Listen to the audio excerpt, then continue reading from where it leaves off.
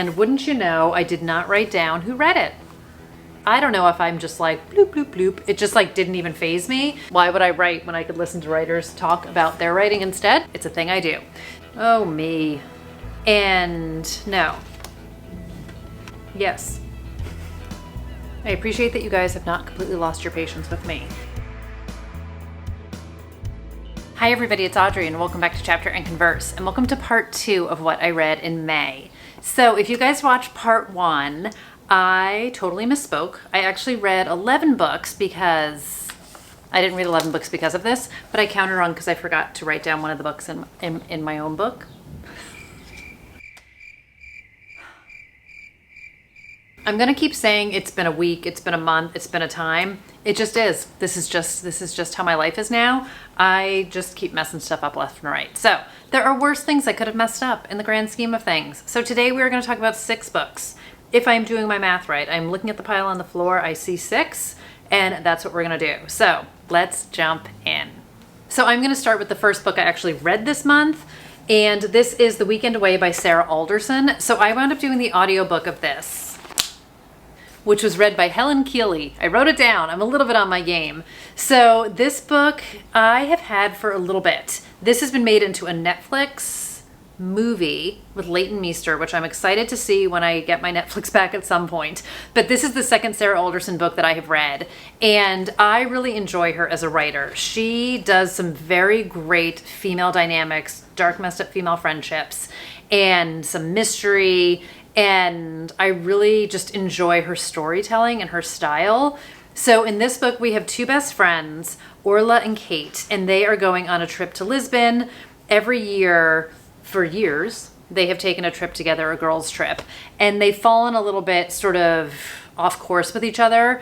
So Orla is married, she has recently had a baby, Kate is recently going through a divorce, and even though their lives have changed, they have always just had a great time on these girls' trips, and they are off to the races again in this one. So it says, the perfect trip, the perfect nightmare. So they have rented a flat, it's got a beautiful view, they kick things off with a big night out, and they go to dinner, they go to a club, they're just having a great party kind of time. And then the next morning, Orla wakes up in their flat and Kate is missing. And she can't get a hold of her, she can't find her. And this book becomes kind of in a non-comedic way, but like The Hangover, where Orla is trying to piece together the night her and Kate had the night before, because Orla can't remember anything. So she is trying to piece together what happened and find out what happened to her friend. She is in a foreign country. She doesn't speak the language. She doesn't know anybody. So you can imagine sort of all of the roadblocks and challenges she is up against. And it's safe to say that, you know, secrets and all sorts of dark and twisted and messed up things start to happen. So again, I really enjoyed it. We do get some good backstory on their friendship, some history of their friendship. And Orla winds up finding help in sort of the most unlikely of places. I really enjoyed a lot of the characters in this. There was definitely some solid darkness to this book. I really enjoyed the darkness to this book. It was very compulsive in that way. I wish I could say that I recognize locations and all of that. I have had the great fortune of going to Lisbon before. I am also happy to say my trip there did not end like their trip ended, but really, really well done. So Orla is Irish. The narrator has a beautiful brogue. She did a great job with the audiobook narration. I think she really nailed the characters. I think she really evoked their voices, did a great job relaying the story, keeping me engaged. I was totally hooked on this. I do love a girls' trip. I do love a dark and messed up female friendship. I do love some memory loss and trying to piece everything back together again. And I loved sort of the added twist of her, that's my text pinging, added twist of her being in the foreign country, not being native to the language and really having a hard time navigating, as well as rocking world's worst hangover as she tries to muddle through that first morning. So if you're looking for a bingey beach getaway kind of a book with overshadowing darkness, this is definitely a great one to pick up. So I read, what did I read by Sarah Alderson? I read Friends Like These, and I want to say she also has a book called The Stalker. I'll fact check that down below, but I really enjoyed Friends Like These, which again was also dark and messed up female friendship, so right up my alley. Okay, on a mystery note, but a bit of a lighter mystery note, I reread The Agathas by Kathleen Glasgow and Liz Lawson. I want to say when I just talked about this in a different video, I called her Kathleen Gleason, who I feel like is maybe a person, and maybe I'm making that up. But I read this last summer. The sequel to this, The Night in Question, came out in the end of May. I'm reading it right now, and I wanted to refresh myself on this book to get myself in the mood for book number 2. It's a thing I do. So I wound up listening to the audiobook the second time around. Do you think I listed their names? Oh gosh, no. I appreciate that you guys have not completely lost your patience with me. So narrators will all be listed down below. It is Mehr, Dudeja, Sophia, Amoss, and Holly Linneman. So we get dual POVs in this of Alice and Iris, who become kind of teen detectives. And then our third narrator we have some like newscasters and kind of things of that nature in voiceover mode. But Alice and Iris are 17. They are juniors in high school, and it girl Brooke Donovan winds up going missing the night of a party. So Alice used to be in the in-girl clique. Things have happened, which you will find out about in the book, that has her a little bit on the outs with this group. And Iris winds up becoming Alice's tutor, which is how they become friends. And when Brooke goes missing, her grandmother, who is uber wealthy, puts up a reward, which is money that Iris could certainly use. So she is interested in the reward money, and Alice is interested in finding out what happened to her former best friend. And we just get a lot of kind of like shenanigans and hijinks, but very solid kind of Veronica Mars, Nancy Drew vibes to this. I would definitely put it in the vein of like a Truly Devious. And I really enjoyed this book. It's a good cast of characters. It's a solid mystery. Alice is obsessed with Agatha Christie, so we get a lot of winks and nods to her and her stories. You don't have to know them to get it, but like there's quotes from her books and she'll make references to things. And I really just enjoyed it so very much. And I'm really, really enjoying book number 2. So there is a past murder from like the 40s that's referenced in this book, which is one of the cases that Alice is looking into in book number 2 as a cold case. So I won't tell you too much about book number 2 or who else is in book number 2, but I really enjoyed them. And what I really like about them as kind of, they form a friendship, and it is not perfect. It is not without challenges. Like they fight. There is a real strong dynamic between the two of them. There is some weightiness to this book. There is a lot of family stuff going on. There is a lot of complicated relationships in here. So I do think it's really well done.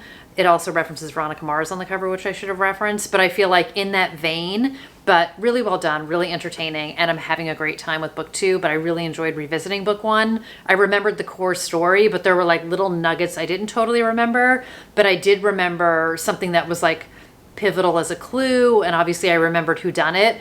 So it was fun to go back. It's one of the things I enjoy the most, is knowing who the big bad is, and then being able to watch that character throughout the beginning of the book and see if I picked up on things. And I just love the red herrings and like all the other stuff going on in here. But it's YA, but it doesn't feel super young. There's text messages in here. There's the group of the mean girls. It has great high school dynamics to it. And again, a really solid mystery on top. And it's set in Castle Cove, which is not Cabot Cove, but I pretend it is. So the cops still don't do a good job, just like in Cabot Cove. So that was great fun. And then let's go to this one. So another a little bit off the rails book that I read is The Perfect Marriage by Geneva Rose. So when I did a vlog back in April, and I read her new book, You Shouldn't Have Come Here. And it was getting me jazzed to read more of her older stuff. So I read One of Us is Dead, which is, I want to say, her third book. It was the first book of hers that I read, and I really enjoyed it. You Shouldn't Have Come Here is definitely a bit high-octane, crazy town, off the rails. Totally different from One of Us is Dead. And I feel like The Perfect Marriage is more in line with You Shouldn't Have Come Here. It's not like no exit, crazy town, off the rails, but it is different than One of Us is Dead. So I do enjoy a writer who will pivot and not give me the same book every time, and kind of keeps me on my toes, because you think you're getting one thing from an author, but then they'll kind of like keep you on your toes and do something a little bit different. So this book has had so much hype and so much love and so much like screaming from the mountaintops. And I feel like it wasn't too long ago Geneva Rose posted that like she sold 1 million copies of this book, which is phenomenal. I feel like this has been on Book Talk. Like, this has definitely been a word of mouth sensation. So the party line on this one is, his mistress is dead. His wife is his only hope. I was like, done. Like, that's all I need to know about this book. I'm totally hooked. So I wound up listening to the audiobook, and wouldn't you know, I did not write down who read it. Okay, this was read by Neil Hellegers and by Teri Schnaubelt. So she also read a Small Affair by Flora Collins, which I totally loved, just a sidebar there. But we get the two POVs of the husband and the wife. So this is Sarah Morgan and her husband Adam. So it says, would you defend your husband if he was accused of killing his mistress? So Sarah is a powerful defense attorney. She lives in DC. She's 33 years old, and she and her husband have a lake house. He is a writer. He is struggling a bit. He spends a lot of time at the lake house writing, and apparently he also spends a lot of time having an affair with his mistress. So on the night of their anniversary, he is at the lake house with his mistress, and then he gets up late at night, leaves, goes home, and the police wind up showing up at his doorstep in DC the next day because his mistress has been found bloodily murdered in the lake house, in the bed that he was just in with her. So he kind of obviously becomes suspect number one, and his wife winds up defending him. So we get both of their points of view of what's happening. This is definitely not a perfect marriage, hence the name of the book with the line crossed through the perfect. But I thought it was really interesting, and it was one of these books where I was like, where's she gonna take me on this? And I enjoyed it. I definitely had a fun time with it. I definitely wanted to know what was going to happen next. And I talked about this, and I did not promise you a timeline on when I would do a Goodreads review on this book, and here's why. Still haven't done it. I don't want to be that girl who's like, you know what would have been interesting if this happened? But I'm going to be that girl, and I'm not going to say it here. I'm going to put it in my Goodreads review because I need to blind it because it's spoilery.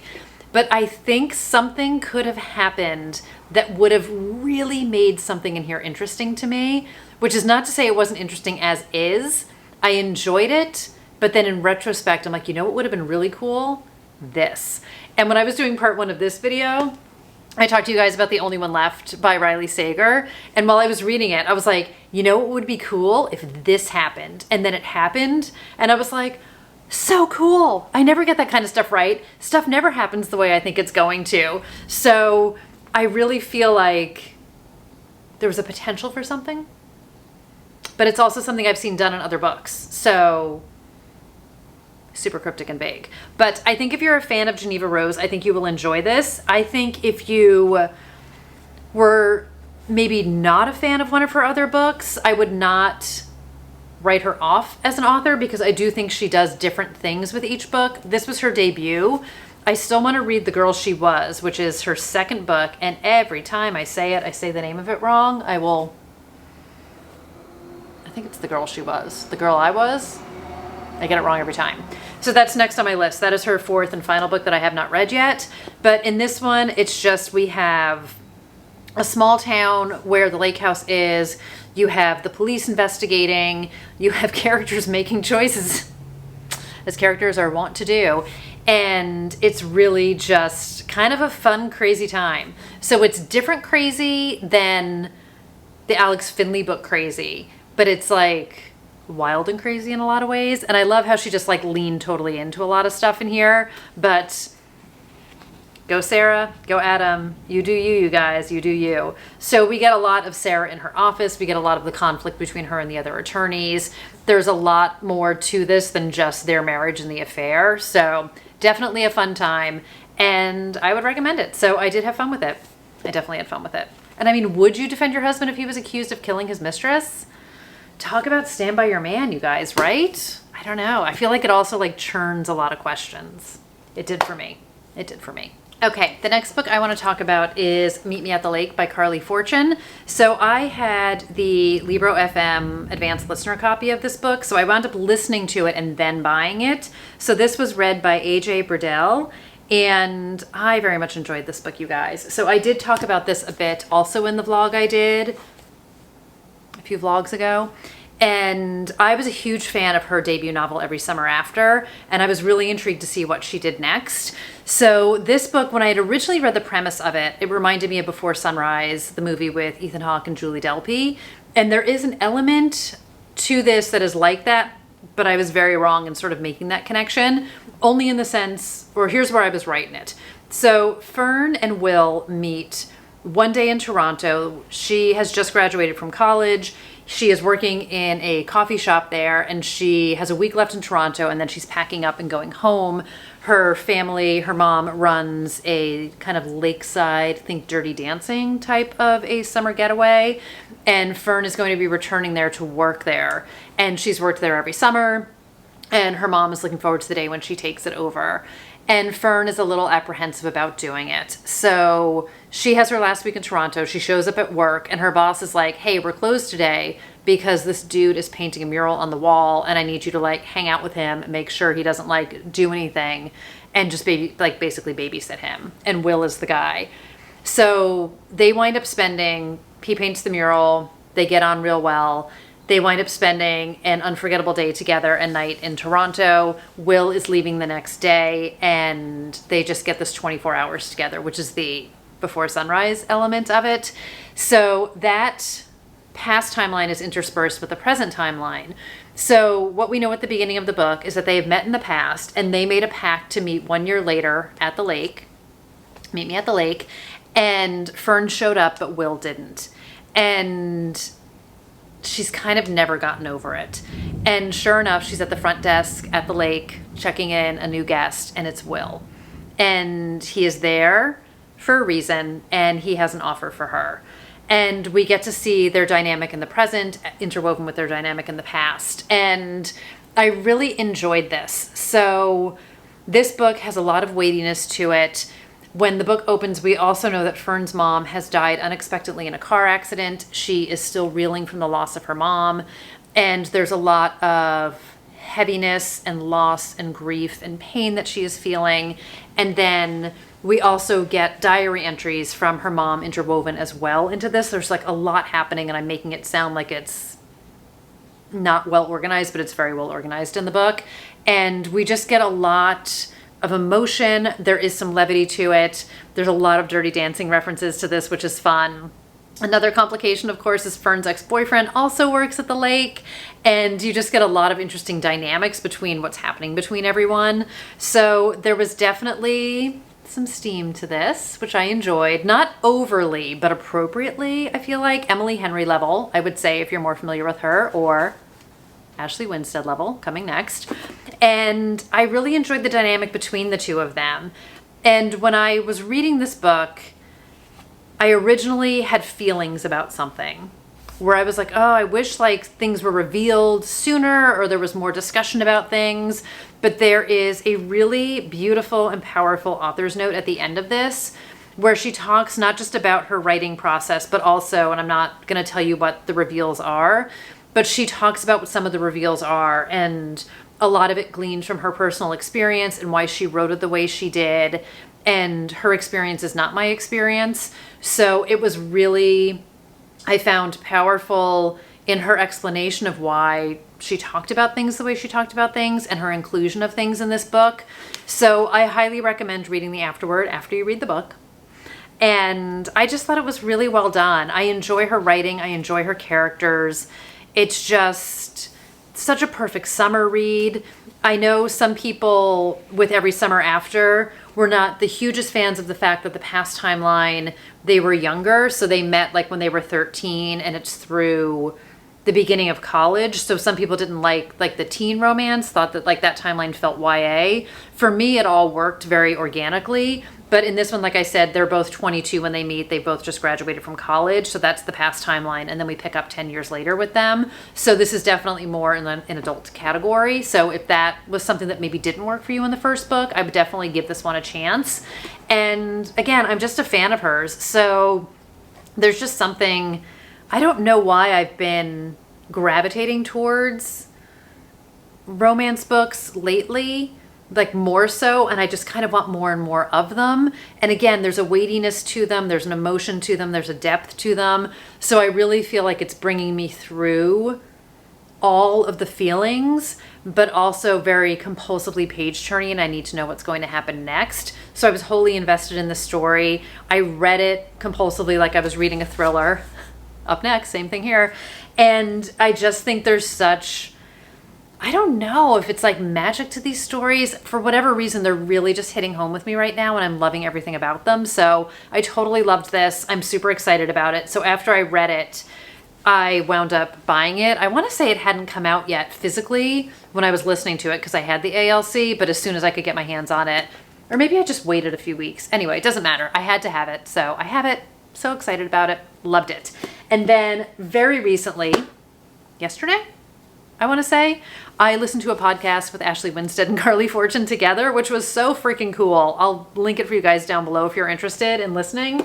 But the reason I discovered her first book, every summer after, is because I was listening to an interview with Ashley Winstead last year. She was talking about her upcoming book, Midnight is the Darkest Hour, which comes out in October. Can't wait. And she said it was like every summer after with serial killers. And I was like, what is every summer after? And then I found it and I was like, it's a romance. And I bought it and I loved it. So I have Ashley Winstead to thank for introducing me to Carley Fortune. And in my brain, they will always be linked to each other. So the fact that they did a podcast together, I thought was like the coolest thing ever. But my friend Ashley Winstead, this is The Boyfriend Candidate. This is the companion novel to Fool Me Once. This is her second rom-com book.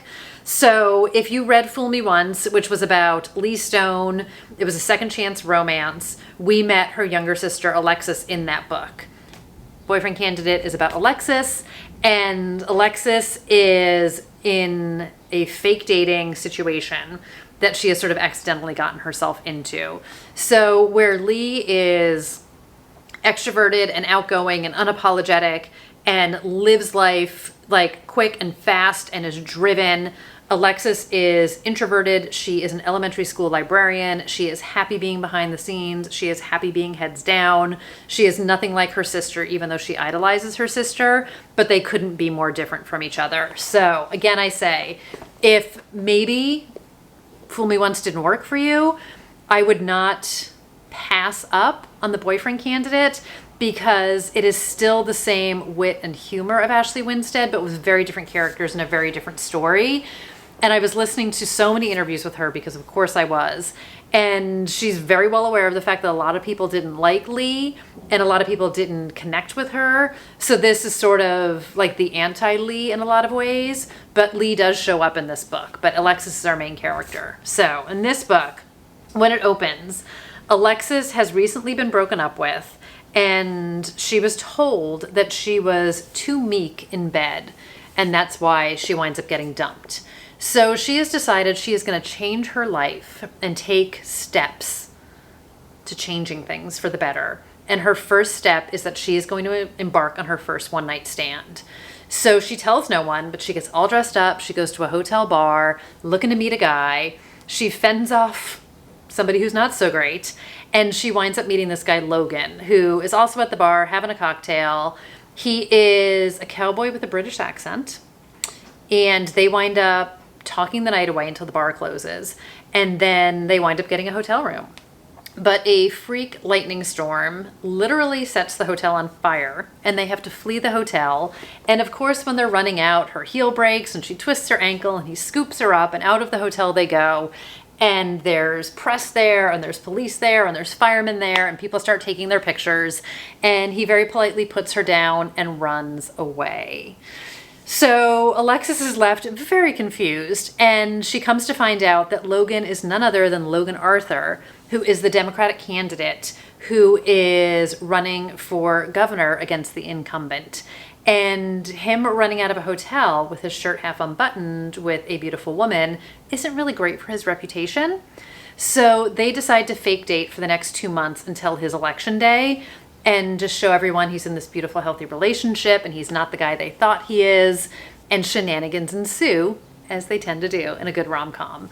So I loved Lee from Fool Me Once. And I think what I loved about her is she is everything I'm not.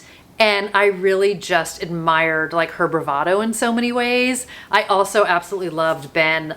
I've been calling him Ben Laderman all these times. It's Ben Latterman, but I really connected to Alexis. I saw a lot of myself in her. I related to her in a lot of ways. And I just love this book so much. This is a slow burn, you guys. So you're gonna have to wait for it. Slow burn. But I loved Logan. I really enjoyed so much about this book. The fake dating I thought was really done well. And also, I know like some people were like not jazzed about the politics of Fool Me Once. I don't know if I'm just like bloop, bloop, bloop. It just like didn't even faze me. Even though he's like running for governor in this, it's not political heavy. So they'll be at the campaign office, but they'll be like talking about the fake dating and like things they need to do together. Or it'll be like the speech will start and it'll fade to black. So there's not a lot of political chatter in this book, even though he's in politics, if that makes sense. But the focus is really on Alexis, who is, again, she's a school librarian. She is really looking for funding, which is being cut from the schools and from the arts, and like that is her passion. And it is about the relationship. It is about the friendships. We get a lot of Lee's friends. We get the dynamics between the friend group, which I think is just absolutely great. We get their mom again. And I just really, really enjoyed this book. So I'm such a super fan of hers, as I know you guys can tell. And I just thought it was so well done. I had such a fun time with it. He's so swoon worthy to me. So I just, I mean, like, British dude with a little cowboy in him, and I'm bending the book as I say that, but I thought it was really well done, and I just enjoyed Logan so, so very much, and I thought it was a terrific book. So there's my hard sell and the boyfriend candidate. And then we're going to wrap up my May books with For You and Only You by Caroline Kempness. I loved this. Book 4 in the Joe Goldberg series.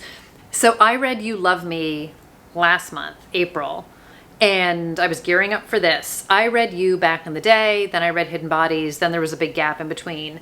And I really enjoyed this. There's so many elements of Joe. Like, I feel like he's Joe through and through, but there was something about this book, and I don't know what it is, that just sort of made me love it more.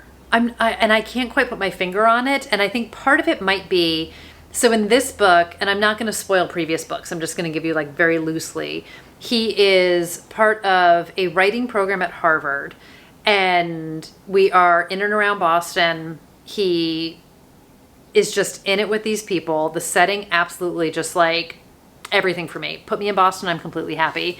And I feel like Joe is like a little bit extra Joe in this book. So he was very true to himself in the last book. It's been a couple of years since I've read Hidden Bodies. This gave me kind of like original Joe vibes when I first fell in love with him, if that makes sense. But I think the setting definitely amped things up for me in this one. And I do love that he's just so snarky and on point in so many different ways. And his turn of phrase and how he looks at people and how he judges people. And that he's also so profoundly human, even though he thinks he's like above it all. And how he just is so disgusted with things and is like, I'm going to do something about it.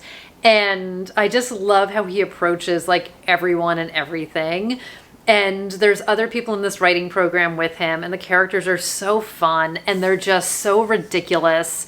And I think because they are all writers, I think her leaning into just the ridiculousness and the ego, and they've got the professor and his wife and like events at their house and some of the pretension and some of like the famous people who are there for different things. And it's just Joe wrote a book, and he's convinced it's like, it's going to be the best book ever, and it's going to get published, and he is on a mission to get published. And of course, you know, he meets a girl and puts all of his effort and energy into her. And I just loved it. I loved being on Cape Cod. I loved being, like I said, in and around Boston. I loved all the winks and nods to all the things Boston, whether it was the Red Sox or Good Will Hunting or just like whatever it was, and all the Dunkin' Donuts. Like, it just so self-referential in so many ways. And the way that she slips pop culture and snark into her books is so effortless and so wonderful. And I'm just such a mega fan of hers and of him. And I just loved it so much. I had so much fun. And there were so many moments, which I felt the same way in the last book, where I was like, where is she going to take this? And where is she going to take him? And where is she going to take me? And I'm just continually impressed with how she continues to come up with stories. And I think it's so fun. I think it's so fun. This is such a great series. If you're not reading it, or if maybe you press pause on it like I did, I highly recommend just picking it back up again. This one to me is a real standout in the series, and I would say I loved it almost as much as the first book. Like, again, I feel like nothing will undo you, nothing will like unseat you as my favorite, but this one for me comes like a very close second to it in terms of books I loved in the series. So it does not follow the TV show. I still have not watched anything beyond season 1 in the TV show, but I think they are living kind of parallel lives. So I was listening to an interview with her on a podcast, because what else would I do with my time? Why would I write when I could listen to writers talk about their writing instead? So she was talking about kind of the first book and the TV show were sort of married together, and Hidden Bodies had already been written when season 2 came out. So there is a lot of similarity there, and then it veers, but it is almost like a sliding doors for Jo in the directions he could have gone. And she stays in touch with what's happening on the show, but it's like her books are not influenced by the show or vice versa. But I know in season 4 of the show, he is in Oxford, I want to say. So kind of funny that he's at Harvard in this one, but I highly recommend it. Snark, jargon, messed upness, all the amazingness that is Jo Goldberg. And I just think it's a not to be missed. It's not to be missed. So it's just so good. It's just so good. I had such a fun time with it. So that's going to do it for May. Another fantastic month of reading. Again, still leaning into the audiobooks. I'm not apologizing for it. There's so many amazing ones out there. And I'm just happy to say I've been having just a great time reading. It has definitely been an excuse for not writing. It has definitely been a great escape for me when I've needed a great escape. And I'm just beyond like overwhelmed by how many amazing books there are that I want to read, but that's the story for another day. So let me know, what was your favorite book of May? What are you guys recommending to all of us to read? Just let me know the things. Let me know the things. And until next time, take care, everybody. Thanks for being here. Thanks for watching. And I will see you in that video soon. Bye, everybody.